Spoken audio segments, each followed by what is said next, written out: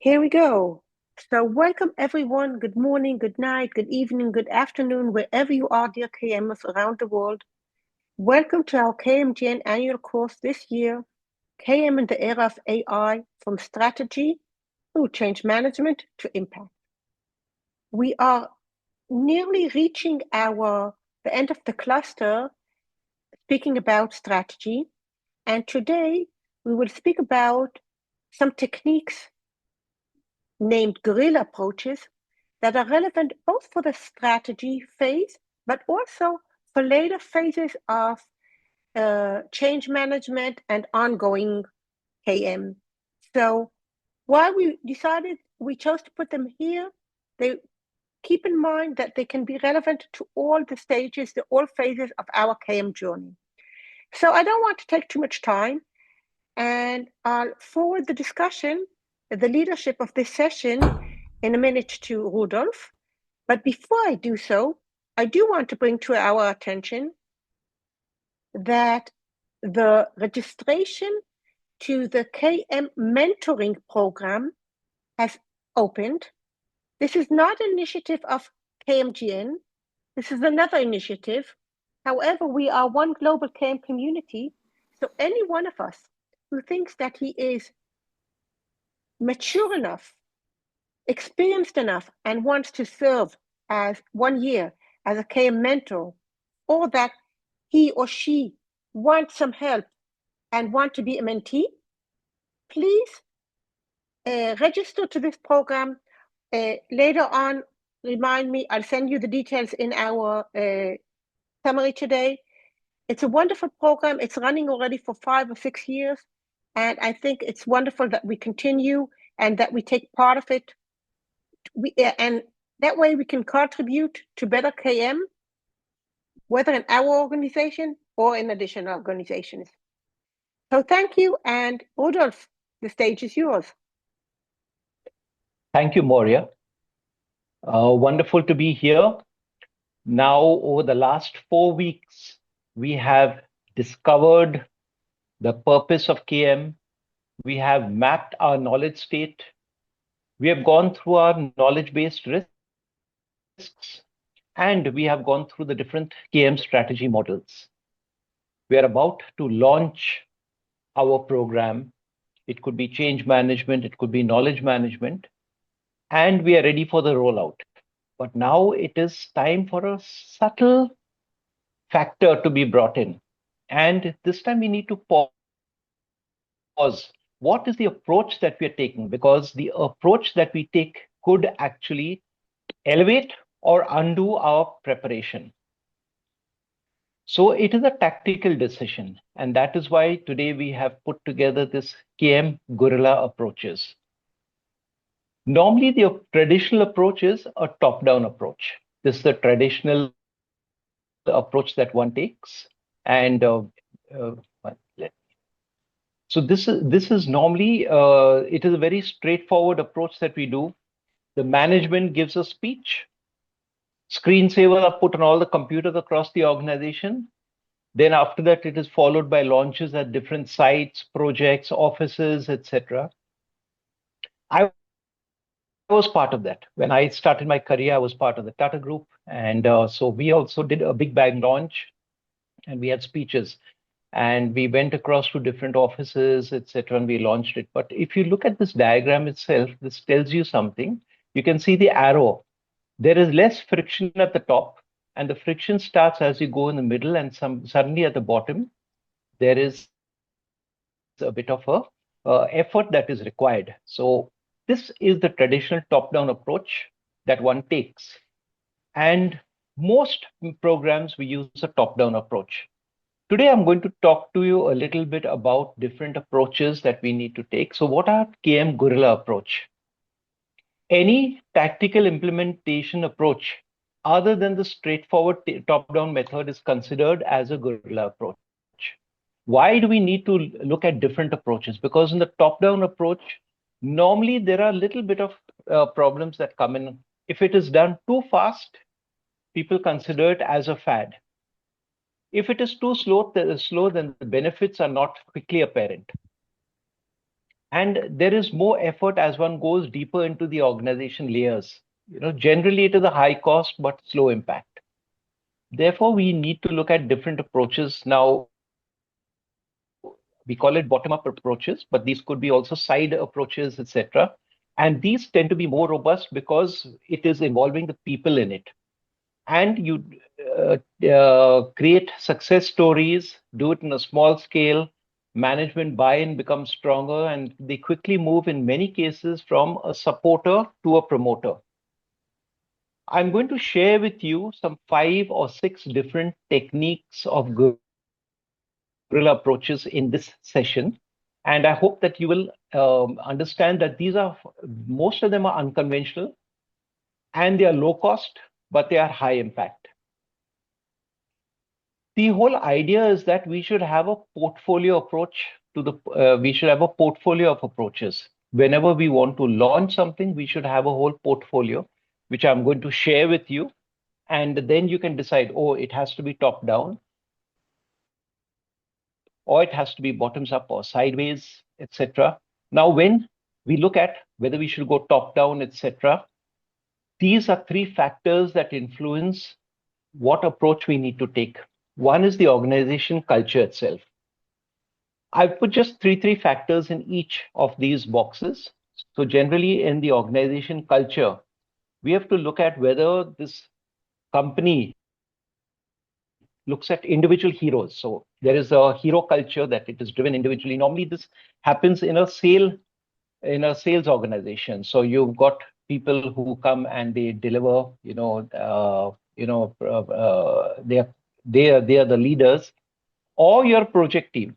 So like an EPC, so your project, so it is more team driven, etc. So this is one of the factors that you need to consider. Again, the business cycle. Is it short-term cycles? Sales cycles generally tend to be 1 month, 3 months, 6 months, or it is a long-term business cycle, a 3-year cycle or a 5-year cycle, etc. And again, the nature of business. Is it like a consulting organization, or is it a EPC, or is it a consumer business? This is the type of business. So the organization culture is directly influenced by these factors. Secondly, is the management buy-in. Quite often, management says, yes, we want, for example, like AI is the new buzzword. We want AI. Okay, so sometimes they just pay lip service to it. So knowledge management, sometimes they just pay service to it. Sometimes they know what is knowledge management, but they are just disinterested in it. And the third thing is that if they are gung-ho about it, so that is important, that where they themselves go out and they promote the initiative that you're taking. So that is going to be a big influence whether you have a top-down approach or you have a guerrilla approach. And a key factor is the organization readiness. Are people aware of what is happening or they are unaware? For example, AI. Today in the world, people are generally aware of AI, but in the organization, are we aware about AI? Are we creating awareness sessions within the organization? So is it a management driven? Is it, or do we have people who are trained and ready for it? Similarly, in knowledge management, people tend to be either unaware or there is some awareness about it, or they are trained and ready. If you're trained and ready, then you can go top down. So this is different. The assessments, there are 3 factors. Once you assess correctly where you are in these 3 different factors, the organization culture, management buy-in, organization readiness, then you are ready to drive in and to dive in. So far it was a little theoretical. Let me go and get into practical example. Okay, this has happened at the World Bank. And Steve Denning, he was in charge of the African operations, and then suddenly he found himself in charge of information. Now, the World Bank at that time, the World Bank, if you looked at the uh, charism, the World Bank was actually formed to reduce poverty. And they did it by lending money. And they did a lot of work in the healthcare. Okay, and so they had many verticals that they had, but the main object was lending money in order to help a developing country move it towards development. But their culture was very staid. The decision making was very hierarchical. So if there was a proposal put in by a country, it would take 3 years for the sanction to come through. With the purpose, everything, there was a whole hierarchy. The management enjoyed this because the management loved to be consulted on everything. Decision making was centralized. It would come from top down, and people were in silos. So the culture itself, they were not ready to change. And, so that was a factor. So if you see the three dashboards down there, organization culture, okay, the management buy-in, they just knew there's something called knowledge management, but no support. And the organization readiness itself was not there. In this scenario, Steve Denning stepped in. Now he realized that there are certain circumstances where actually a lot of agile management happens. When there is a disaster, then the World Bank would act very quickly. What took 3 years to sanction would normally happen in 6 weeks. Very quickly, they were able to put together a group of experts. They would vet out proposals, they would evaluate options, and they would disperse the funds in just 6 weeks. So he realized that there was potential in it. And one day he had an appointment with the World Bank president, and he was given 1.5 hours to talk about this lovely subject called knowledge management. And the meeting preceding him got delayed. So he was told now it is 1 hour. He was told it is 45 minutes. He had made a wonderful 150 slide presentation. Then he was suddenly told, you have got 15 minutes. And then he was brought in to meet the World Bank president and the board at the same time. And he told them about how in Zambia, just 6 months earlier, in a remote village 600 kilometers away from the capital Harare, this young health worker wanted a solution for malaria, to stop malaria, the malaria outbreak. And she logged in onto a website. She got all the information that she required, and she quickly mobilized the people, used the funds for buying the medicines, and she stopped the outbreak. And what he said is the most important part. He said, in this scenario, do you know where the World Bank was situated? He said the World Bank was nowhere because this is not a story of World Bank. This belongs to the Center for Disease Control. Now imagine World Bank has all the knowledge, we have the resources, we have the people who can provide the support, but we don't have knowledge management. Now this galvanized the entire World Bank, the World Bank president and the board, and they immediately declared that no, we need to look at knowledge management.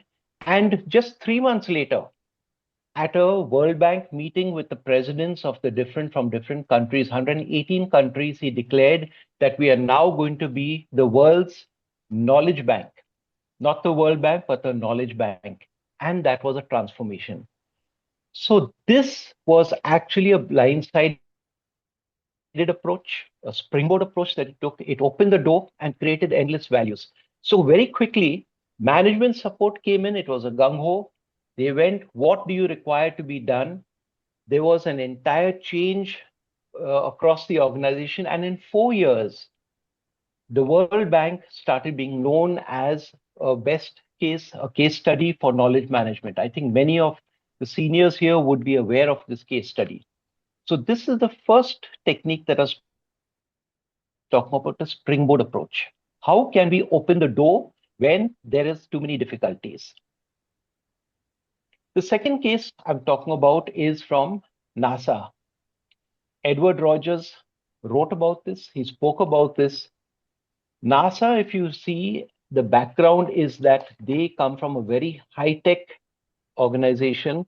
They're dealing in cutting-edge technologies which may not even be available at the time in which the projects are sanctioned. Secondly, they're very high risk projects and they're very highly publicized. Any failures can become very public immediately. So people need knowledge at the right knowledge at the right time. Earlier, knowledge management used to be the entire basket, the whole bouquet. There was a lovely knowledge portal, and you could go and search, etc., and so on. but they decided that no, let's cut it out. And he did a just-in-time approach, and he went from project to project, site to site. He first created it in his own place. He created the just-in-time approach, where it was more pragmatic, focused on critical knowledge. They had quick peer-to-peer sharing sessions, and he created the techniques of pause and learn, case studies, and mentoring and storytelling. And this success then quickly spread rapidly across the organization once management saw the value in what he was doing. So if you see, the organization culture was good, the management approach was there. There was an organization readiness, but you just needed to have a different approach. So he took what he called a lean, just in time knowledge management approach. So rather than going from top down, he started from project by project, and he got a management buy-in. There are some other techniques we'll discuss, but let's just do a quick exercise. Can you say examples of a guerrilla approach you have either witnessed, participated in, or you know about? Okay, so if you could Okay, so do just it a on the minute. Mira board. Yes. So Just a minute. Moria This is is the going time to for put the. me to share the Miro board because and now everyone is already here. So here's our frame of the Miro board, and I'm going to open 6 teams now. And 8 minutes or 10 minutes. How much did you choose? 10 minutes. Moria, 10 10 minutes will be minutes. fine. Yeah.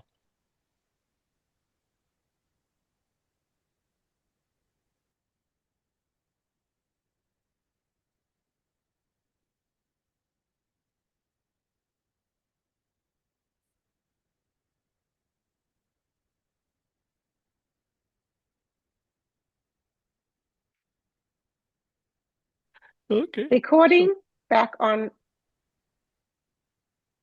Please continue. yeah. So I saw some lovely, fine examples on the Miro board. So somebody talked about having a knowledge week, of different things, having a grassroots approach, having knowledge cafes, using gamification, creating a competence tree. Something that which I liked was about seek forgiveness, not permission. Do something and then so that also came up. Do it anyway. So whether there's management support, without the management support, and they will support you later. Pilot project on pain points, create meetup groups, make toolkits available. Mentoring, do a knowledge map, give recognitions, not calling an initiative KM. So there were many, many suggestions like this. Moria is going to put them Now into I'm adding the them chat. here. Yeah, Just a yeah. minute. It will take me on my computer. I already have it as a file. Hmm. 1, 2, 3. Here we go. It's now on our chat. All the ideas that were raised are here in a readable way. Yeah, it's really fabulous. And in the chat, I saw that there was a question A from question, Allison. Alison. Yes. Yeah, so she asked, what business case about the value of KM did Steve Denning do at the World Bank? So a good question, Allison, and I had missed that out. That what happens is that at the World Bank was actually drowning in information. They were masters. They had knowledge about economics. They had knowledge about health. They had knowledge about trade. They had knowledge about transportation. So actually, when you talk about the knowledge bank, and developing countries needed this knowledge, they had experts, they had experience, and they had already created case studies, but it was to find it was very difficult in the knowledge in the World Bank. So actually, the value that he brought was bringing all their different expertises in one place where people could find it.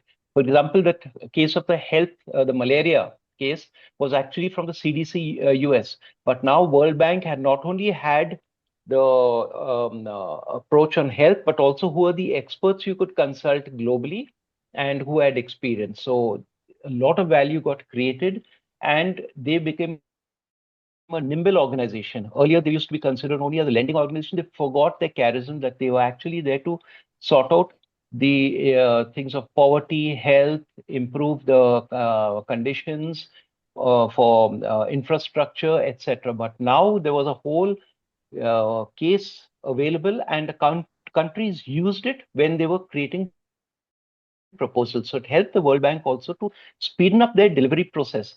From 3 years, it came down to around 9 months using knowledge management. So that really was the power that was brought through from this entire process. While they could do it in 6 weeks for an emergency, normal process took 3 years. So I've given the link in my presentation. You could go on that link and you could read Stephen Denning's narrative about it. He faced a lot of resistance. Remember that? You do face resistance when there is a change, but that is to be expected. Okay, if there are any other questions, please put them in the chat. Moria and Vincent will help me out with that.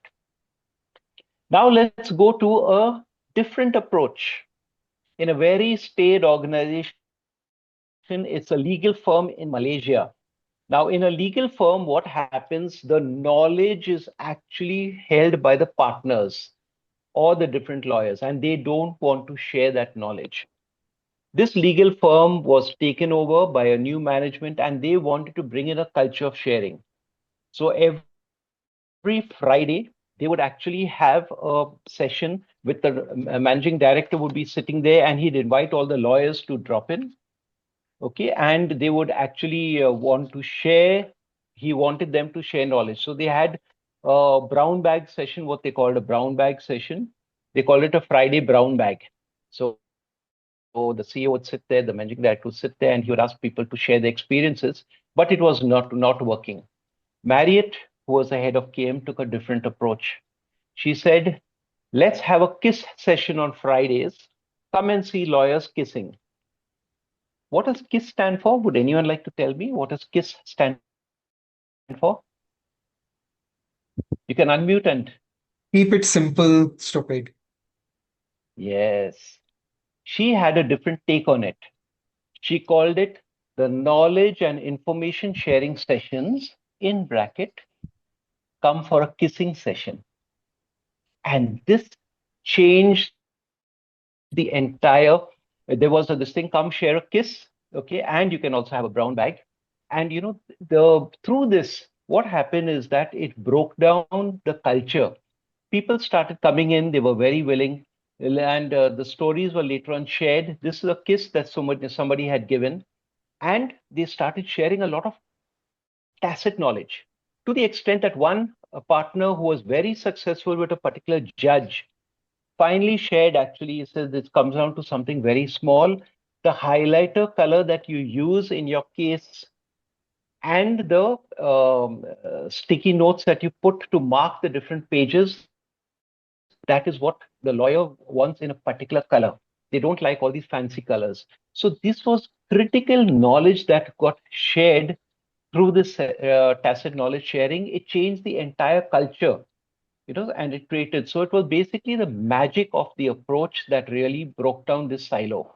And they then became a knowledge sharing group, and the culture improved.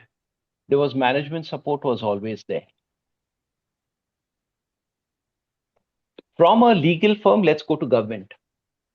Okay, and I call this a rock garden method. Now, this is known as a stealth KM approach. I heard about this term way back in 2004 on my first KM Asia conference that I attended at Singapore. Neil Sinclair actually presented about stealth KM. I was very new to KM and I just heard it, but I never realized, okay, this is a stealth approach. And I call it the rock garden method. And let me explain to you. If you come to India, to a city called Chandigarh, it has a beautiful lake out there. It is one of the modern cities. It is a planned city by Lutens, the person who had designed New Delhi, and the first planned city in India. And he had created these lovely places for you to meet and so on, etc. But there was a lot of waste material, ceramic tiles, rebars, metals, etc., and all, which was thrown next to the lake. Chandigarh is built around a lake, and it was becoming a playground where a lot of these unhealthy elements would meet and night drink, etc., and so on, and share drugs, etc. Now, Nek Chand was a government official. He was also a sculptor. So he used these waste materials and he started sculpting and creating these figurines in this particular plot. When it became very huge, he worked for about 5, 6 years. When he realized that, oh, this is becoming too much, I may be accused by the government of taking over this property. He called in a his senior bureaucrat to come and see this. The guy appreciated it, and they created an entire garden for him. And today, it is a stealth approach that he created, and the beauty was revealed. Today, everyone visits this place.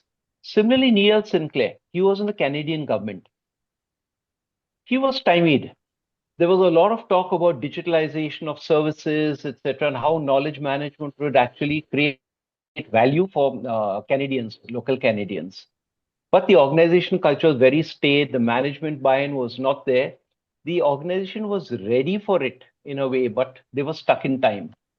What he did is that he started getting like-minded people at the at the medium level. So this is something that somebody has mentioned. Take a pain point, create business cases. You'll have mentioned it there. This is what Neil Sinclair did. He started creating these pilot projects and using them. And slowly by slowly, he started revealing these, and he got a whole group of bureaucrats interested, and it changed the entire culture of the Canadian government. So this is a stealth game. This is a term that he has used way back in 2004. He has also written a book. I'm sorry, I missed out putting the link here, but you can just search it up. Neil Sinclair, Stealth KM Approach to Large Public Sector Organizations, KM Success. And this same approach has been used in British Petroleum. Chris Collison talks about it, that how they went project by project, they created case studies, and then the management bought it, and that's how 200 million in savings was projected by Lord Brown across. At AFCONS, when I started out, although I was torpedoed in, I was helicoptered in. Many people know this story, but there was no buy-in. I had to then work project by project. We started collecting lessons learned and then sharing the lessons learned. And so when people required it, they were able to use it. So this is the stealth approach that one takes. I call it the rock garden approach. Then there's another one called the dopamine approach, the campaign approach. This is when the culture is very nimble. Sales organizations generally like it. When the management is also gung ho, what's next? Let's have the latest, etc., and all. But the readiness is not there really. And so this has to be fast, short bursts. It has to involve the majority of the employees, because that is really what we are talking of when we do campaigns. I accidentally discovered this way back in 2004 through the Knowledge Olympics. The organization, I've shared my story earlier, but it's important to talk about it in this context, where everyone threw their problems at the KM team. So the organization was not really ready for knowledge management.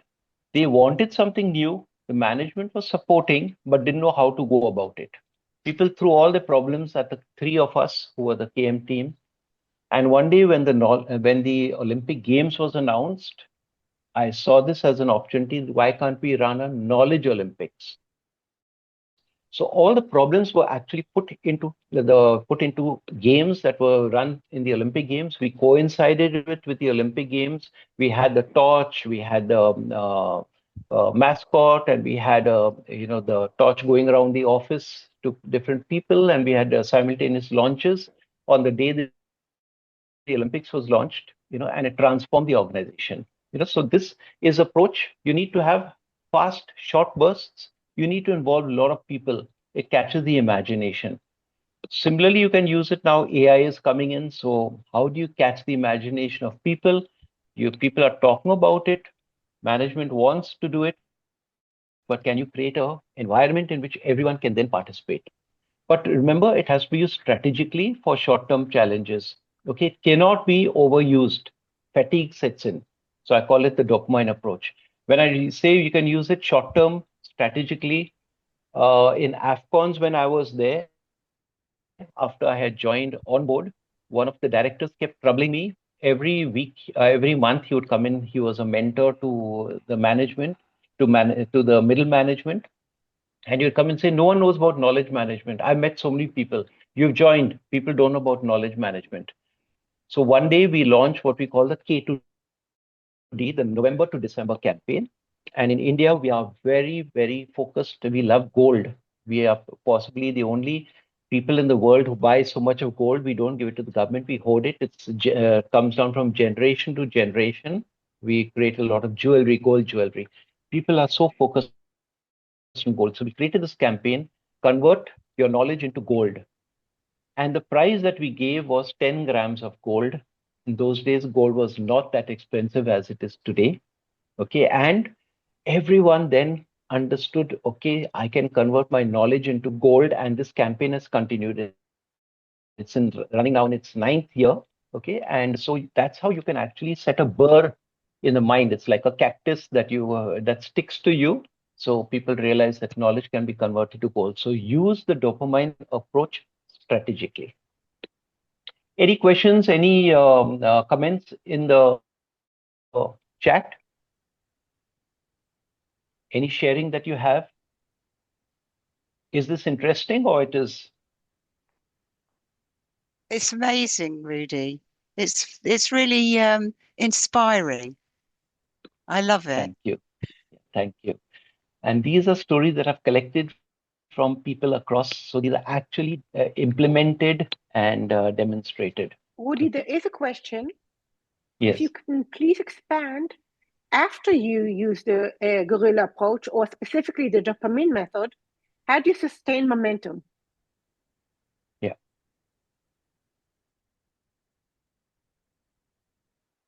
So let me tell you about the organizations that where this work, the dopamine approach works. Uh, so I'll tell you now. Let's take the knowledge Olympics example.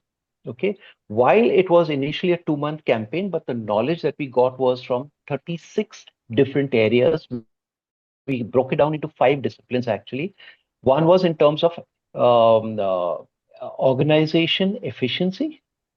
One was in terms of employee satisfaction. The other was in terms of customer delight. The fourth was in new initiatives. And the fifth was in terms of we had institutional sales also. So we were not doing too well in that area.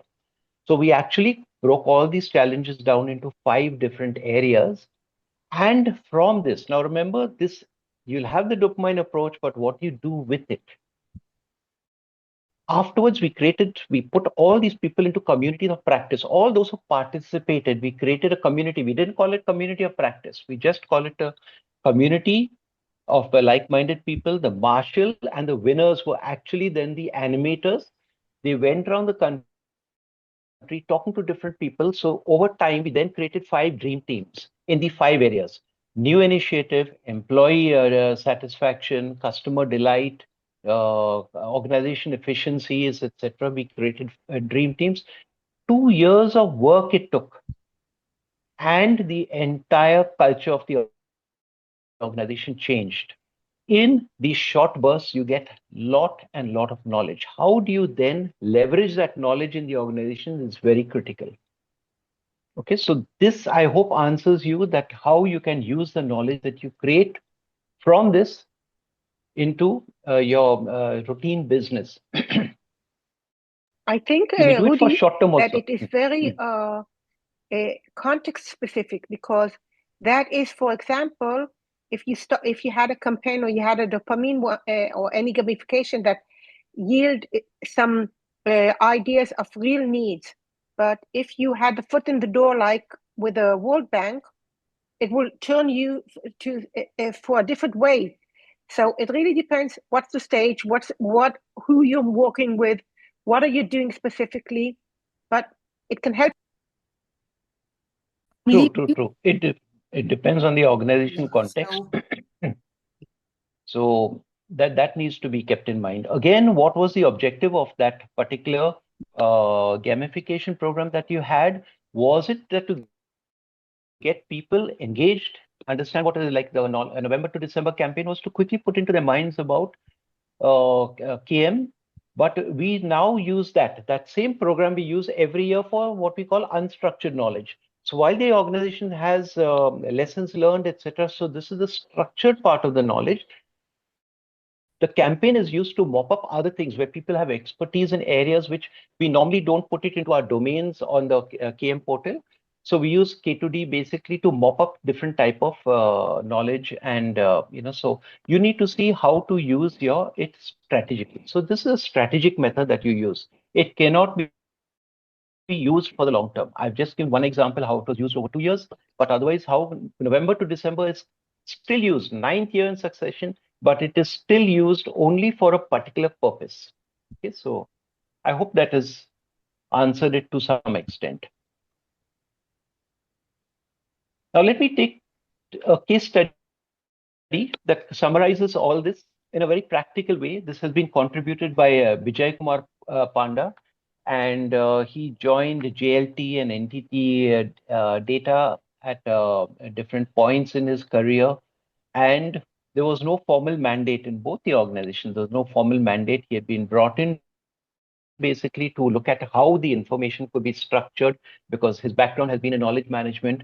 But everyone was busy with their normal deliveries, the KPIs, what they call. And so everyone sort of brushed him aside. So KM was seen as an additional or a peripheral work. So when I looked at some of what you all had written on the Miro board, this is really what he did. He started creating these discussion forums around experts. He created white papers. He created microsites within each different location where people could quickly get knowledge. He then brought in external experts from the company to speak to these people. It start getting noticed. So his small efforts started coalescing. And slowly the organizations realized that, okay, this is knowledge management. Can I take it from India globally? And it got absorbed in the organization. So he did not introduce it as a solution, but he did it in a stealth manner, program by program. He identified experts, etc. And importantly, he showed business results. And then management support came in so that they could then scale it forward. Okay, so the organization needed something. Culture was good. Management was not really interested, but they had just brought him in, and they were open to new ideas. So this is two case studies that he has submitted, and we can have a detailed discussion with him. I can share his coordinates if anyone is interested in connecting up with him. Uh, there is a question, Rudy, of Marcus Yeah. as to British Petroleum, if you can elaborate. Yes. What is the question, if you don't mind? I'm sorry, we're waiting here for missiles, so I'm on off. Could you please elaborate on the Yeah. specific guerrilla KM tactics used at British Petroleum to bypass Okay. traditional silos and how those grassroots interventions eventually gained formal leadership buy-in? Yes, yes, yes. So Chris Collison had shared this with me at some point in time. We were in discussions how to implement knowledge management in the company I was working with. And so it was similar. It was an EPC.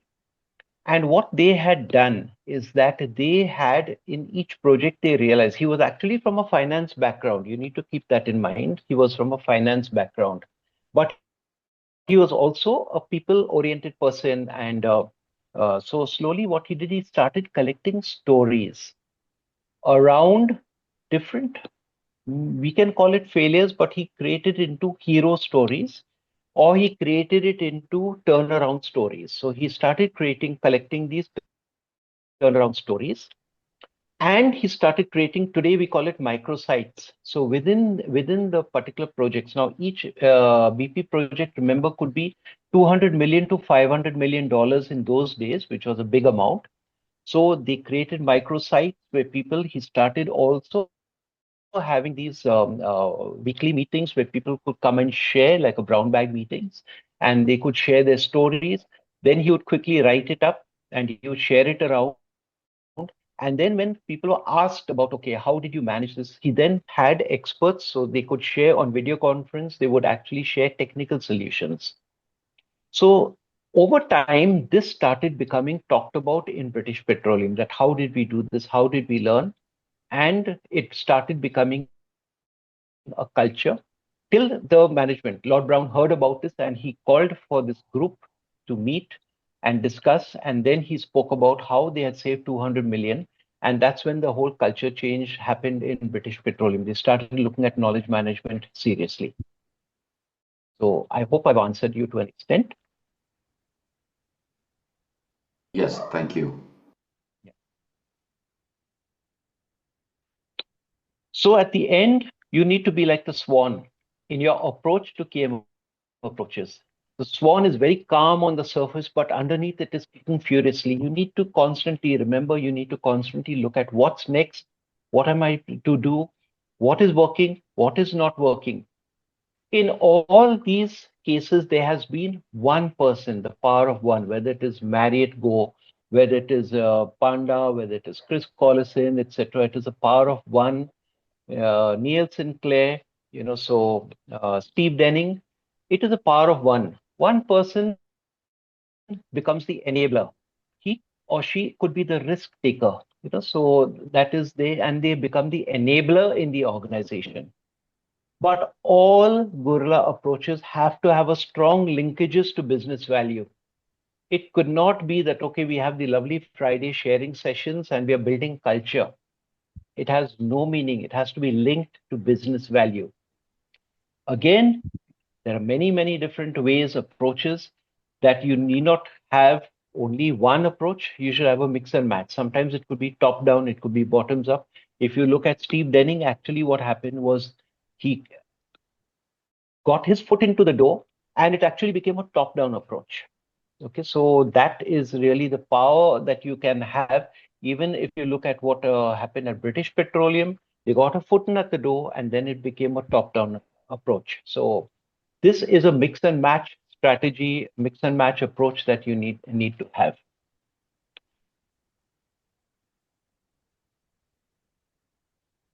To conclude, I have just a thought by Norman Vincent Peale. One person can make a difference. You don't have to be a big shot. And this has been shown in these cases that I have taken. You don't have to have a lot of influence. You just need to have faith in your power to change things. So with this, I have shared 6 KM Gurilla's approaches, and I hope that you will be inspired to use some of them and share them out here at some point in time. Thank you. Rudy, please refer to the WhatsApp, to the chat. Yeah. Okay.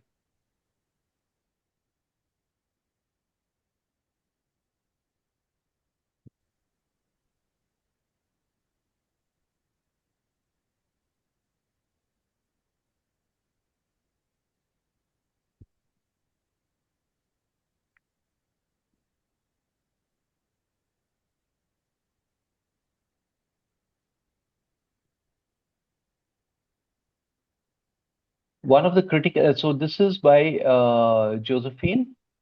I don't know whether this is the best session to talk about this, but I found one of the critical issues in being a KM pioneer is that once you leave the organization, it collapses.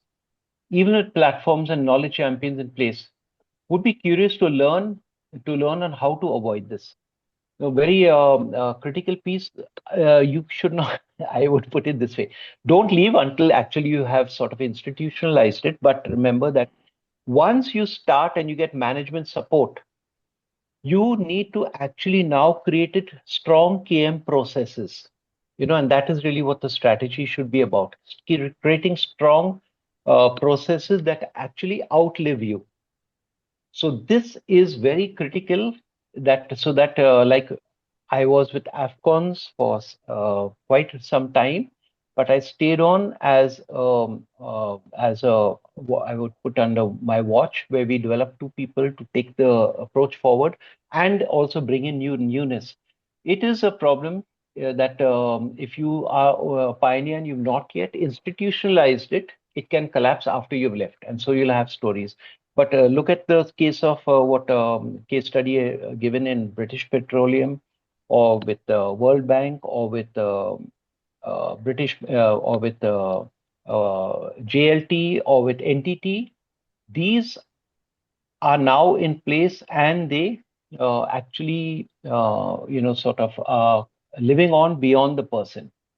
I hope that this is somewhat, but I feel that until it is institutionalized, you need to actually keep plugging, keep plugging. When I say institutionalized, I don't mean to say that it becomes something that is stayed. You need to have actually management buy-in. You need to constantly create value, and that is will really bring in a buy-in by by people. You need to have recognition programs in place. You need to identify experts, so recognition platforms, etc.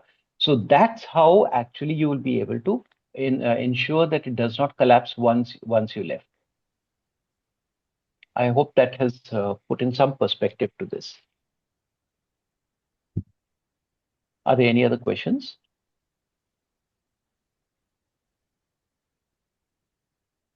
So Lynn has mentioned here that we're able to codify the effort into law for a Fed government program. However, the bureaucracy refused even after 30, this has jumped up, even after 30 years to accept the effort. Yes, sometimes if the organization culture is very bureaucratic, it becomes difficult, and there's no ownership from the management for this. Right. Okay, thank you, Rudolf. I think that gives us a new direction that we did intuitively, but now you're institutionalizing them, naming them with approaches, giving us criteria, and telling us they're not only, it's not a game, it's part of your approach, part of your strategy, and you can use it. So thank you so much. And next week, we will be looking at ISO 3041 and how we can use it as a compass to KM strategy, to KM excellence in our change management program, and KM excellence in our KM program at all. I will be referring to the new standard that is not yet published, but I'll give you directions that are already up to date towards what we are going to publish at the end of the year, of course, without announcing something that should not be yet announced. So please be tuned, stay tuned, and let's meet next week. Thank you all. Bye-bye. Bye-bye. Thanks.